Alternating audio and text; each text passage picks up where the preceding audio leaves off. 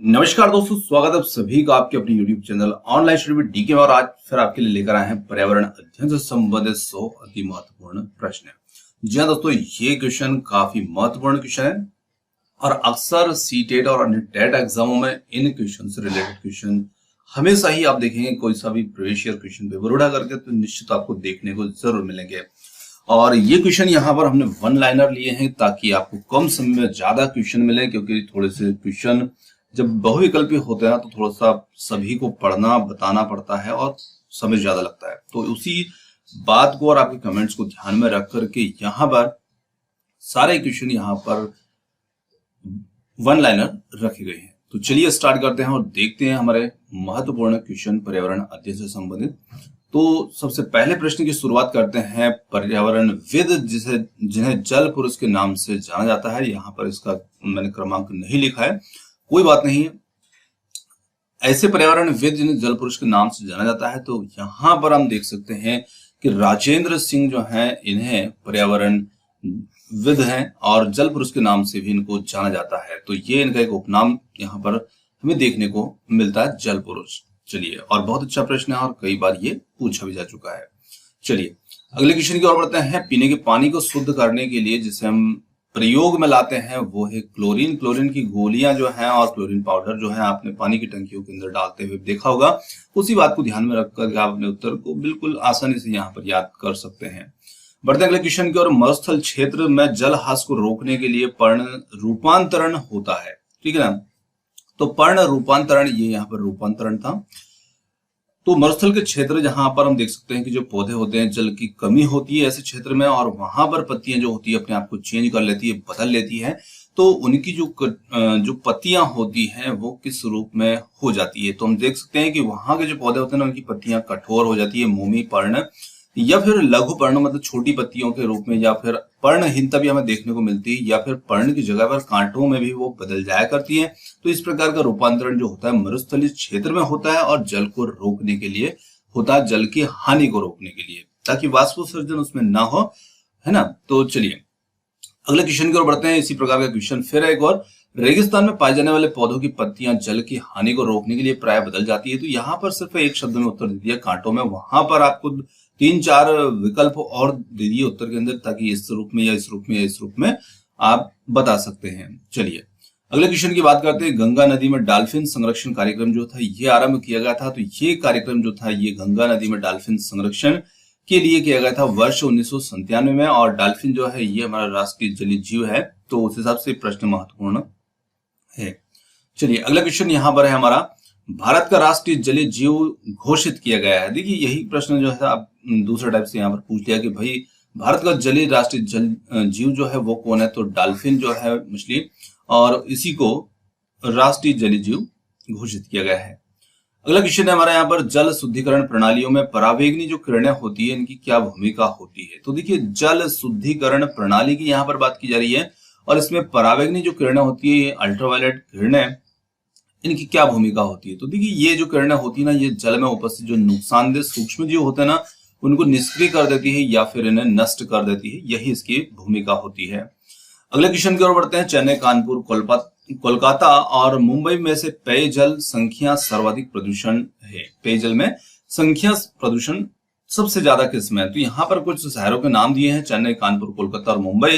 तो सबसे ज्यादा पेयजल में जो संख्या प्रदूषण है वो है कोलकाता में। ऑप्शन तो है ही नहीं, तो सीधा हमारा यहाँ पर उत्तर बनेगा कोलकाता।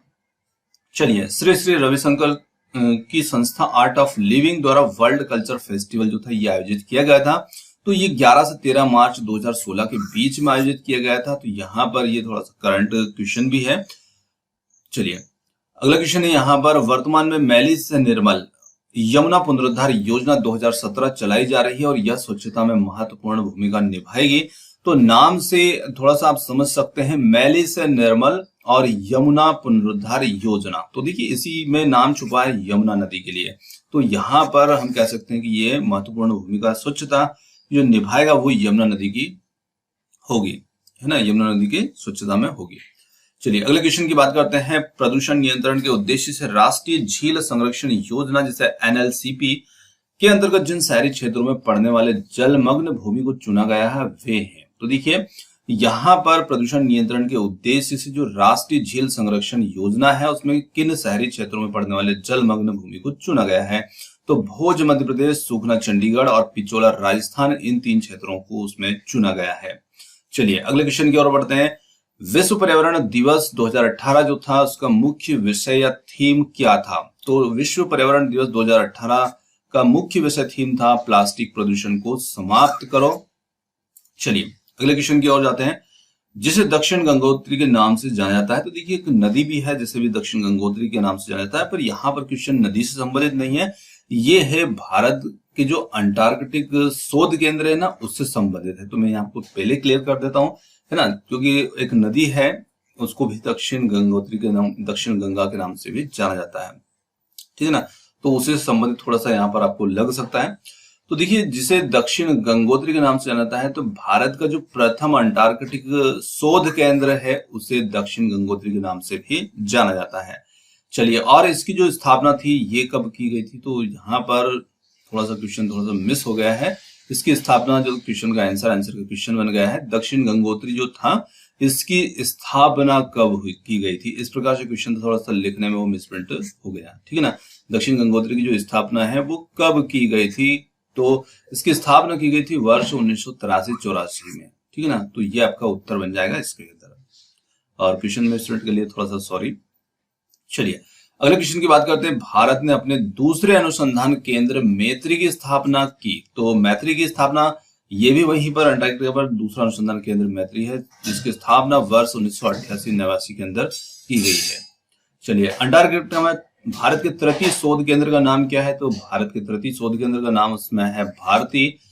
तो यहाँ पर हमारा उत्तर हो जाएगा। और भारती की स्थापना कब की गई थी? तो ये वर्ष 2012 में की गई थी। तो इस प्रकार से आप सभी शोध केंद्र के नाम, उपनाम और इनकी स्थापना को जरूर ध्यान में रखिएगा। चलिए अगले क्वेश्चन की ओर जाते हैं।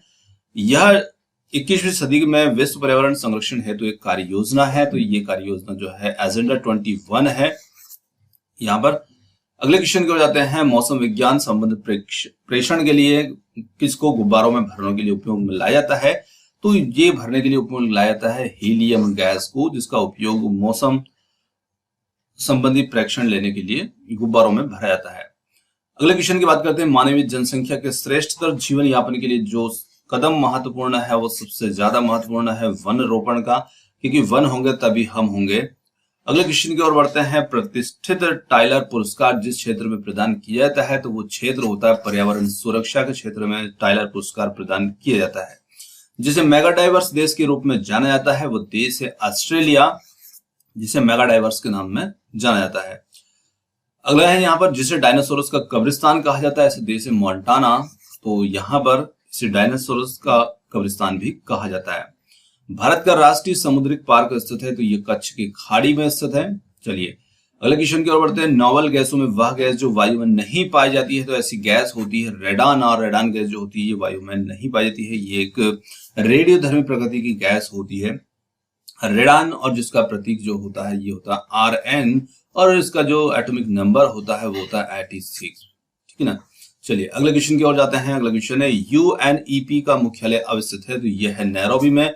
चलिए संयुक्त राष्ट्र पर्यावरण कार्यक्रम जो था इसकी स्थापना कब हुई थी? तो वर्ष 1972 में इसकी स्थापना की गई थी। UNEP के वर्तमान प्रमुख हैं तो एरिक सोलहेम, यहाँ पर हमारा सही उत्तर होगा, है ना। और जैसे इस टाइप के कभी भी क्वेश्चन आता है UNEP के वर्तमान प्रमुख हैं, तो आप थोड़ा सा क्वेश्चन को जरूर चेक कर लीजिएगा कि जैसे मान लीजिए मैंने कहीं क्वेश्चन ले लिए हैं या किसी बुक से लिए हैं, तो उसमें हो सकता है कि वो अभी की नहीं हो, थोड़े से पुराने समय की हो, तो ये चीजें थोड़ी सी चेंज हो जाती है। तो ऐसी चीजों को आप थोड़ा सा जरूर गौर कर लीजिएगा, ठीक है। चलिए अगले क्वेश्चन की बात करते हैं। EPA का पूर्ण रूप है, तो EPA का पूर्ण रूप जो है एनवायरमेंटल प्रोटेक्शन एजेंसी, इसका पूरा रूप है। अगला क्वेश्चन है यहाँ पर EPM संयुक्त राष्ट्र अमेरिका की संघीय एजेंसी है और जिसकी स्थापना की गई थी। तो देखिए यहाँ पर आपको एक और चीज मिल रही है, EPA कौन से राष्ट्र की एजेंसी है? तो ये अमेरिका की संघीय एजेंसी, और इसकी स्थापना कब की गई थी? 2 दिसंबर 1970 को इसकी स्थापना की गई थी। भारत में हरित गृह कृषि ग्रीन हाउस फार्मिंग जो है प्रारंभ करने वाला जो राज्य है वो कौन है? तो पंजाब राज्य यहाँ पर ग्रीन हाउस फार्मिंग स्टार्ट करने वाला पहला राज्य है। चलिए बिना पर्यावरण के रुकावट के प्रजनन की क्षमता जो होती है क्या कहलाती है? तो उसे हम कहते हैं जैविक विभव, बायोटिक पोटेंशियल। अपघटक तथा प्राथमिक उपभोक्ता दोनों की श्रेणी में आता है। ऐसा जीव कौन है? तो वो जीव है चींटी, जिसे हम अपघटक और प्राथमिक उपभोक्ता दोनों की श्रेणी में रख सकते हैं। यूकेलिप्टस को उसकी अत्यधिक जल ग्रहण शक्ति के कारण घोषित किया गया है। ये बहुत अच्छा प्रश्न है और हमेशा पूछने को देखने को मिलते ही है। पर्यावरण शत्रु इसे कहा जाता है, आतंकवादी पौधा भी कहा जाता है ना, या पर्यावरण का शत्रु भी इसे हम कह सकते हैं, ठीक है ना। ऐसे सफेदा के नाम से भी जाना जाता है। वृक्ष जो पर्यावरणीय संकट माना जाता है, देखिए वही प्रश्न है पर दूसरे तरीके से पूछा है। यूकेलिप्टस लैंटिक आवास का उदाहरण है। तालाब और दलदल, यहाँ पर लैंटिक जो है ये पाए जाते हैं। अगले क्वेश्चन की बात करते हैं। सबसे लंबा जीवित वृक्ष है सिकोया का वृक्ष जो होता है सबसे लंबा जीवित वृक्ष होता है। किसी प्रजाति को विलुप्त तो माना जा सकता है जब अपने प्राकृतिक आवास में नहीं देखी गई हो, लगभग 50 वर्ष से वो नहीं देखी गई, तो हम उसे कह सकते हैं कि अब ये विलुप्त तो हो चुकी है। अगला क्वेश्चन आता है। शांत घाटी, कश्मीर, सुरमा घाटी तथा फूलों की घाटी में सर्वाधिक जैव विविधता पाई जाती है। 3-4 घाटियों के नाम दिए, इनमें से पूछा सबसे ज्यादा जैव विविधता किसमें होती है? तो ये होती है शांत घाटी में, ठीक है। और शांत घाटी का मतलब वही है साइलेंट वैली, ठीक है ना। तो क्वेश्चन को आप थोड़ा सा इंग्लिश हिंदी दोनों चीजों में ध्यान जरूर रखिएगा। साइलेंट वैली ही है शांत घाटी। शांत घाटी अवस्थित है तो ये केरल राज्य के अंतर्गत आती है, केरल में। चलिए, साइलेंट वैली परियोजना जिस राज्य से संबंधित है तो निश्चित रूप से जहां पर स्थित होगी वहीं पर ये परियोजना भी उसी राज्य से संबंधित होगी। फूलों की घाटी अवस्थित है तो ये उत्तराखंड के अंदर स्थित है। इसी प्रकार से ये भी एक घाटी है, फूलों की घाटी। भारतीय वन्य जीवन के संदर्भ में उड्डयन वल्गुल फ्लाइंग फॉक्स जो है किसे कहा जाता है? तो ये कहा जाता है चमगादड़ को। अगला क्वेश्चन है। भारत में रेड पांडा प्राकृतिक रूप से पाया जाता है। तो भारत में रेड पांडा जो होता है ये प्राकृतिक रूप से पाया जाता है उत्तर पूर्वी भारत के उप हिमालयी क्षेत्रों के अंतर्गत। ग्रीन हाउस गैसों की संकल्पना किसने दी थी? तो ग्रीन हाउस गैसों की संकल्पना जोसेफ फूरियर ने, या जे फूरियर भी आ जाता है कभी कभी विकल्प में। तो जोसेफ इनका पूरा नाम है और जे शॉर्ट नाम है, जे फूरियर, ठीक है। अगला क्वेश्चन आता है। Kyoto protocol. तो क्योटो प्रोटोकॉल जो था ये जलवायु परिवर्तन से संबंधित एक प्रोटोकॉल था और वह देश जिसे दुनिया में कार्बन निगेटिव के रूप में माना जाता है तो वो देश है भूटान, जिसे कार्बन निगेटिव के रूप में माना जाता है। क्लोरीन, फ्लोरीन एवं कार्बन के द्वारा कार्बन की मानव निर्मित यौगिक है तो CFC, जिसे हम क्लोरोफ्लोरोकार्बन के नाम से जानते हैं, और ये ओजोन परत में क्षरण के लिए भी जिम्मेदार होता है। अधिक समय तक सूर्य की जो परावैंगनी विकिरण है शरीर पर पड़ने से क्या हो सकता है? तो निश्चित रूप से जो हमारा DNA है उसके अंदर अनुवांशिक चेंजेस हो सकते हैं, उसमें उत्परिवर्तन हो सकता है। ओजोन छिद्र का निर्माण सर्वाधिक कहां पर देखा गया? तो अंटार्कटिका के ऊपर देखा गया है। अगला क्वेश्चन है हमारा मॉन्ट्रियल प्रोटोकॉल जिसके रक्षण से संबंधित है तो वो है ओजोन परत। तो ये मॉन्ट्रियल प्रोटोकॉल आ जाता है, ये किससे संबंधित है, किसके रक्षण से संबंधित? तो ओजोन से संबंधित है। अगला क्वेश्चन है। 1 जनवरी 1990 से प्रभावी हुआ था तो उसी से ये मॉन्ट्रियल प्रोटोकॉल जो था ये प्रभावी हुआ था। मॉन्ट्रियल प्रोटोकॉल संबंधित है तो ये ओजोन परत के क्षय से। देखिए अभी ओजोन परत के क्षय से रोकने से है ना, ओजोन परत से, तो आप क्वेश्चन को थोड़ा सा देखिए डिफरेंट तरीके से पूछे जाते हैं। अभी एक और क्वेश्चन यहाँ पर लिया है। अब देखिए यहाँ पर बोला है कि मॉन्ट्रियल प्रोटोकॉल जो है संबंधित है तो क्लोरोफ्लोरोकार्बन से। तो देखिए अब ये कैसे लिंक हो जाते हैं? तो हम जानते हैं कि ओजोन परत का क्षरण होता है CFC से, क्लोरोफ्लोरोकार्बन से। तो यहाँ पर भी आपका उत्तर बनता है कि भाई क्लोरोफ्लोरोकार्बन से भी संबंधित हो गया क्योंकि ओजोन से संबंधित है। तो ये एक प्रकार की इनकी ऐसी लिंक है आपके उत्तर की, ठीक है ना। तो ये इस रूप में या किसी भी रूप में क्वेश्चन बन जाता है। ओजोन परत को मापा जाता है तो ओजोन की जो इकाई होती है वो डाप्सन इकाई होती है, DU यूनिट कहा जाता है। एक अत्यधिक स्थायी यौगिक जो वायुमंडल में 80 से 100 वर्षों तक बना रहता है तो CFC जो होता है ना ये वायुमंडल में 100 से 80 के बीच में इतने वर्षों तक ये बना रहता है, काफी लंबे समय तक। अगला क्वेश्चन आता है यहाँ पर। चमोली के रैणी गांव में वन कटाई के विरोध में आंदोलन चलाया गया था। तो गोरा देवी के नेतृत्व में ये आंदोलन जो था चमोली के रैणी गांव में वन कटाई के विरोध में चलाया गया था। अगले क्वेश्चन की ओर जाते हैं। अगला क्वेश्चन है यहाँ पर। सदाबहार वन पाया जाता है तो पश्चिमी घाट के अंदर सदाबहार वन जो होते हैं देखने को मिलते हैं। नागालैंड के पर्वत क्रमशः बंजर होते जा रहे हैं, इसका प्रमुख कारण क्या है? झूम कृषि जो है वहां का बंजर करने के लिए प्रमुख कारण है, क्योंकि जो झूम कृषि होती है वहां पर वनों को जला दिया जाता है और फिर उस स्थान पर खेती की जाती है। 1-2 साल तो वहां पर अच्छी फसलें होती है, परंतु उसके बाद उस स्थान को छोड़ दिया जाता है और फिर किसी ऐसे दूसरे स्थान पर जाकर के वहां के वनों को जला दिया जाता है। तो इस प्रकार से समय के साथ साथ वहां पर जगह बदली जाती है, उसी को हम झूम कृषि कहते हैं। वह राज्य जिसके द्वारा अपना वन अपना धन योजना प्रारंभ की गई थी, तो हिमाचल वो प्रदेश है जहां पर अपना वन अपना धन योजना प्रारंभ की गई थी। भारत में वन्य जीव संरक्षण अधिनियम बहुत बार प्रश्न आ जाता है। 1972 में ये लागू किया गया था। वन अनुसंधान संस्थान जैसे FRI फॉरेस्ट रिसर्च इंस्टीट्यूट ये स्थापित है देहरादून में। चलिए, वर्ल्ड वाइल्ड लाइफ फंड जो है WWF का प्रतीक जानवर, बहुत अच्छा प्रश्न है। प्रतीक जानवर पूछा है कि इसका प्रतीक कौन सा जानवर है, तो जो ज्वाइंट पांडा है वो इसका प्रतीक जानवर है। यूकेलिप्टस को कहा जाता है, तो निश्चित रूप से हम इसे कहेंगे पारिस्थितिक आतंकवादी पौधा है ये, क्योंकि ये जल बहुत ज्यादा शोषित करता है या अवशोषित करता है जमीन से। भारत में स्थापित पहला राष्ट्रीय उद्यान, तो जिम कॉर्बेट राष्ट्रीय उद्यान जो है ये भारत में स्थापित पहला राष्ट्रीय उद्यान है और बहुत महत्वपूर्ण प्रश्न है ये। अगला क्वेश्चन है यहाँ पर राजीव गांधी नेशनल पार्क का स्थित है, तो ये कर्नाटक में स्थित है राजीव गांधी नेशनल पार्क।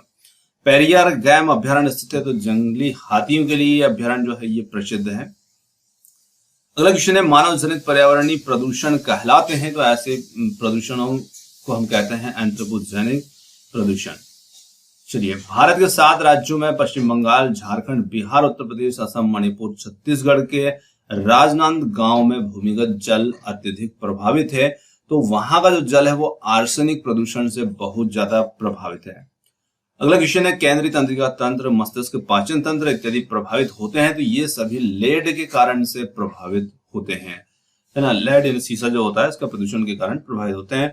पेयजल में कैडमियम की अधिकता हो जाने से क्या होता है, तो इटाई रोग जो होता है ये पेयजल में कैडमियम की अधिकता हो जाने से होता है। इसी प्रकार से पारा युक्त जल पीने से क्या होता है, तो एक मिनीमाटा रोग होता है जो कि पारा यानी कि मरकरी युक्त जल पीने से हो जाता है। एफ्लाटॉक्सिन एक कैंसर जनक पदार्थ यानी कार्सिनोजन होता है जो उत्पन्न करता है, तो ये यकृत का कैंसर जो होता है उत्पन्न करता है। अगला क्वेश्चन हमारा है घरों में पुताई के लिए इस्तेमाल किए जाने वाले पेंट में असुरक्षित स्तर तक क्या होता है, तो इसमें असुरक्षित स्तर तक शीशे की मात्रा होती है जो हम पेंट पुताई के लिए घरों का करते हैं, उसको उपयोग करते हैं उसमें। चलिए, मनुष्य के केंद्रीय तंत्रिका तंत्र और मस्तिष्क को नुकसान पहुंच सकता है, तो शीशे की अधिक मात्रा से मनुष्य को तंत्रिका तंत्र और मस्तिष्क को नुकसान पहुंच सकता है।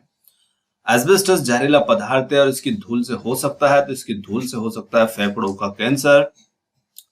पारे की विषाक्तता से उत्पन्न होती है उदर संबंधी समस्याएं, यानी कि पेट संबंधी समस्याएं हमें देखने को मिलती है पारे की विषाक्तता से। रक्त में घुलकर कोशिका श्वसन को बाधित करती है तथा हृदय को क्षति पहुंचाती है, तो वो गैस होती है कार्बन मोनोऑक्साइड गैस, जो कि हमारे रक्त में घुल जाती है और एक स्थायी यौगिक कार्बोक्सी हीमोग्लोबिन बना लेती है। अगला क्वेश्चन है मानव शरीर में कैंसर उत्पन्न कर सकते हैं, नाइट्रोजन के ऑक्साइड जो होते हैं ये मानव शरीर में कैंसर उत्पन्न कर सकते हैं।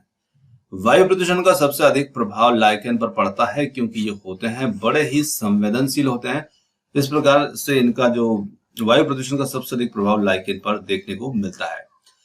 प्रदूषण संकेतक पौधे के नाम से भी जाता है लाइकेन को, इन्हें हम नेचुरल इंडिकेटर कह सकते हैं। लाइकेन सबसे अच्छे सूचक होते हैं, तो निश्चित रूप से हम कह सकते हैं कि ये वायु प्रदूषण के बहुत अच्छे सूचक के रूप में मानते हैं। बायोडीजल की फसल जो है वो जेट्रोफोकर्कस जो होता है ये बायोडीजल की एक फसल होती है जिससे बायोडीजल प्राप्त होता है। एथेनॉल एक प्रसिद्ध अल्कोहल है, इसे एथिल अल्कोहल भी कहते हैं और इसका प्रयोग होता है, तो हरित ईंधन के रूप में भी इसका उपयोग होता है। पाइन करंज फार्न से किण्वनी कर एथेनॉल प्राप्त किया जाता है और इसे हम शामिल करते हैं हरित ईंधन स्रोत के रूप में शामिल करते हैं। चलिए, जिसकी खेती एथेनॉल के लिए की जाती है वो फसल है, तो बहुत सारी फसलों से एथेनॉल बनाया जा सकता है, ऐसी कोई बात नहीं है, पर यहाँ पर हमारा मुख्य रूप से उत्तर जो है मक्का है। जेट्रोफा पोंगमिया और सूरजमुखी की खेती की जा सकती है, तो निश्चित रूप से बायोडीजल के लिए इनकी खेती जो है ये की जा सकती है। जिस राष्ट्रीय उद्यान अभ्यारण्य को विश्व प्राकृतिक धरोहर के नाम से जाना जाता है तो वो है केवलादेव राष्ट्रीय उद्यान भरतपुर।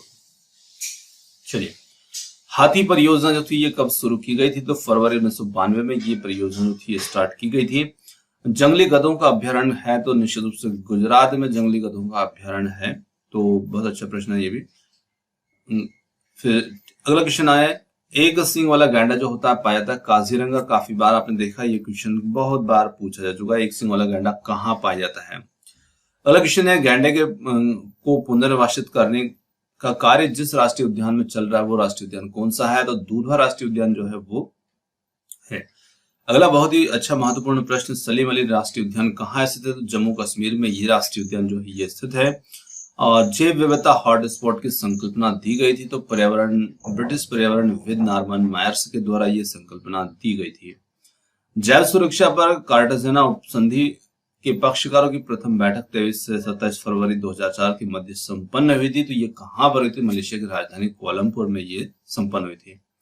भारत ने जैव सुरक्षा उपसंधि प्रोटोकॉल जैव विविधता पर समझौते पर हस्ताक्षर किए थे 23 जनवरी 2001 को किए थे। अगला क्वेश्चन आता है, जैव सुरक्षा उपसंधि या प्रोटोकॉल जो है ये संबंधित है, तो ये आनुवांशिक रूप से रूपांतरित जीवों से संबंधित प्रोटोकॉल है। अगला क्वेश्चन है, गैस जो धरती पर जीवन के लिए हानिकारक और लाभदायक दोनों ही है, तो वो गैस होती है कार्बन डाइऑक्साइड गैस, क्योंकि इसकी यहाँ पर उपस्थिति भी जरूरी है और ज्यादा मात्रा भी हमारे लिए नुकसानदायक होती है। अगला क्वेश्चन है, ये डेल्टा प्रदेशों में समुद्र के ज्वार वाले भागों में होते हैं तथा मैंग्रोव वनस्पति के नाम से जाने जाते हैं, तो इन्हें हम कह सकते हैं ज्वारी वन। अगला क्वेश्चन है, मैंग्रोव वनस्पति का सर्वाधिक क्षेत्र सुंदरवन डेल्टा में पाया जाता है और यहाँ के वनों में विशेष रूप से उल्लेखनीय है, तो ये सुंदरी वृक्ष यहाँ पर विशेष रूप से उल्लेखनीय है। एक संरक्षित कच्छ वनस्पति क्षेत्र है, तो ये गोवा। अगला है, भारत में मैंग्रोव वन सदापर्णीय और वन पर्णपाती वनों का संयोजन है। अंडमान निकोबार द्वीप समूह के अंदर हम मैंग्रोव वन सदापर्णीय और पर्णपाती वनों का संयोजन देख सकते हैं।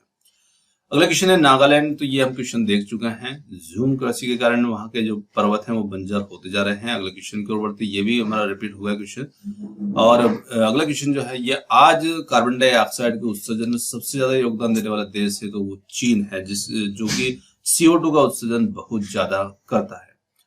अगला क्वेश्चन है, यहाँ पर वृक्ष पर रहने वाला वह स्तनधारी जिसका जूलॉजिकल नाम एलुरस फलगैस है, तो यह है रेड पांडा का नाम। चलिए, तो यहाँ पर हम देख सकते हैं कि हमारे जो क्वेश्चन थे ये पर्यावरण अध्ययन से संबंधित ये समाप्त हो चुके हैं। और क्वेश्चन आपको कैसे लगे कमेंट्स करके जरूर बताइएगा। वीडियो यदि पसंद आए तो वीडियो को लाइक शेयर, चैनल को सब्सक्राइब करना मत भूलिएगा। आपने समय दिया उसके लिए बहुत बहुत धन्यवाद। थैंक्स फॉर वॉचिंग और मिलते हैं जल्द ही एक और नए किसी अगले वीडियो के साथ। धन्यवाद।